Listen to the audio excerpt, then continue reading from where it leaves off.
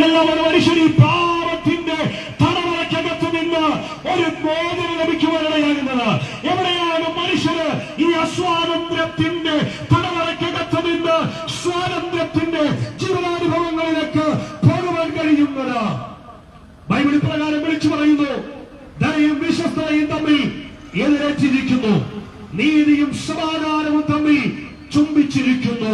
അതേ പ്രിയമുള്ളവരെ, മനുഷ്യന്റെ പാപത്തിന് പരിഹാരം നൽകുവാൻ ഈ ഉലകത്തിന്റെ ഒരു സംവിധാനങ്ങൾക്കും ഒരു നീതിന്യായ വ്യവസ്ഥകൾക്കും ഒരു മതസംഹിതകൾക്കും കഴിയാതിരുന്നപ്പോൾ ദൈവത്തോടുള്ള സമത്വം മുറുകെ പിടിച്ചു വരണമെന്ന് വിചാരിക്കാതെ ദാസരൂപമെടുത്ത വേഷത്തിൽ മനുഷ്യനായി ക്രൂശിലെ മരണത്തോളം തന്നെ താഴ്ത്തി അനുസരണമുള്ളവരായി തീർന്ന ഈ ഭൂമിയിലേക്ക് അവതരിക്കപ്പെട്ട ക്രിസ്തുവിന്റെ സുരോഹത്തിന് മാത്രമാണ് മനുഷ്യരെ ഈ പാപഭംഗിരമായ ജീവിതത്തിന്റെ തടവറയ്ക്കകത്ത് നിന്ന് പുറത്തു കൊണ്ടുവരുവാൻ കഴിയുകയുള്ളൂ എന്ന് പറയുവാൻ ഞാൻ ആഗ്രഹിക്കുകയാണ്. അതെന്തുകൊണ്ടാണ് പറയാൻ കഴിയുന്നത്? ഇതുപോലെയുള്ള ഒരു നവപ്രസംഗം, ഇതുപോലെ കയ്യിൽ ലഭിച്ച ഒരു ലഘുരേഖ, ഇതുപോലെ ഞങ്ങളുടെ വീടുകളിൽ വന്ന് പ്രാർത്ഥിച്ച ഏതോ ഒരു സുവിശേഷകൻ പറഞ്ഞ സുവിശേഷത്തിന്റെ മഹനീയമായ സന്ദേശം, അതാണ് ഞങ്ങളെ മാറ്റിമറിച്ചത്.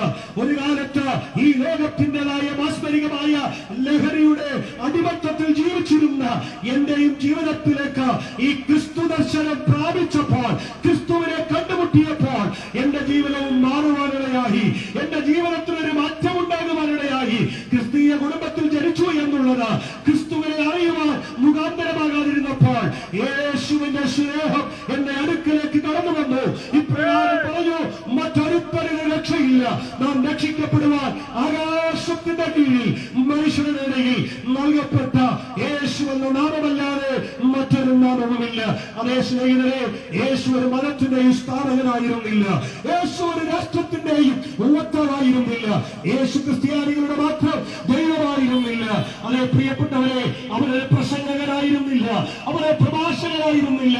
ഇവിടെയുള്ളവരൊക്കെ ഉയർത്തി കാണിക്കുന്നത് പോലെ യേശു ഒരു വിപ്ലവകാരിയായിരുന്നില്ല, യേശു ഒരു രക്തസാക്ഷിയായിരുന്നില്ല, യേശു ഒരു വിമോചകനായിരുന്നു.